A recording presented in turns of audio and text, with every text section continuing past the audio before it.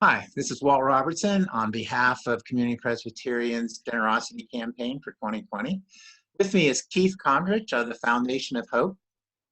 Keith, please introduce yourself and tell us about the Aftercare program and the role of support from Community Church.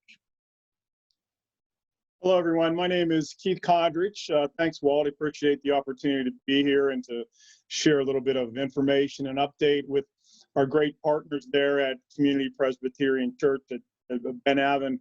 You guys have been great partners, and we're truly grateful for all the support and assistance you've given us over the years.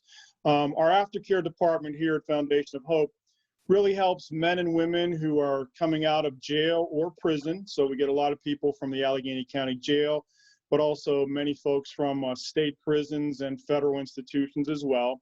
And we help them to re-enter the community in a successful way. And our main goal is to prevent recidivism, which is oftentimes what happens when people are released from jail or prison.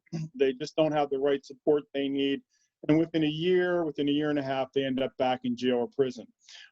Here at Foundation of Hope, we pride ourselves on relationship building.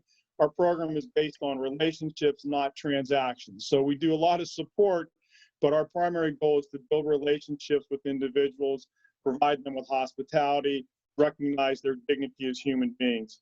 There's three main pillars of support that we offer. The first is basic needs assistance, something that you guys have been great at helping us with. So we help with clothing, we help with Pennsylvania state IDs, birth certificates, we help with transportation to get to and from job interviews, meetings, appointments, doctor's appointments, anything that they might need assistance with in terms of getting to and from an important point.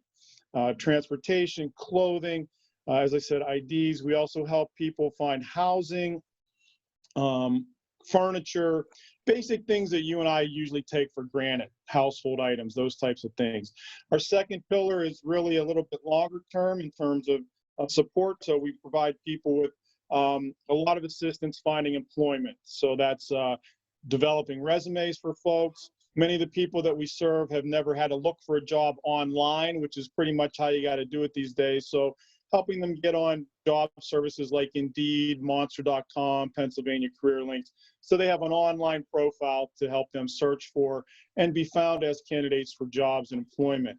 We also help them find long-term housing. So again, sometimes one of the hurdles that people face coming out of jail or prison is finding a safe and welcoming place to live. And we do that through a variety of services and resources. Our third pillar is really the relationship piece that's long-term. We offer support groups on a weekly basis for men and women in reentry. We have a great electronic newsletter. We have a pen pal program. We have a call-in program to check on people.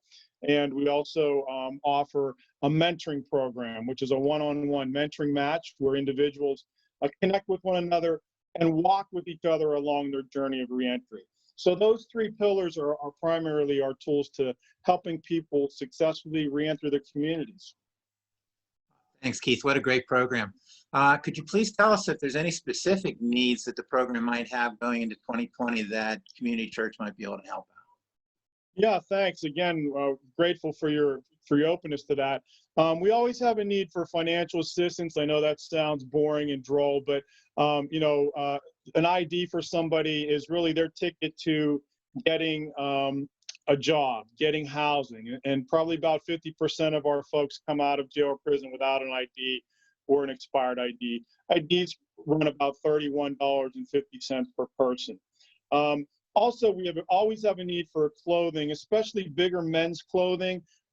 Guys tend to wear things until they fall apart. I know I do. My wife's always complaining. So we need decent men's clothing, especially bigger sizes. So as we approach the winter months here, we're always in need of winter clothing for men and women.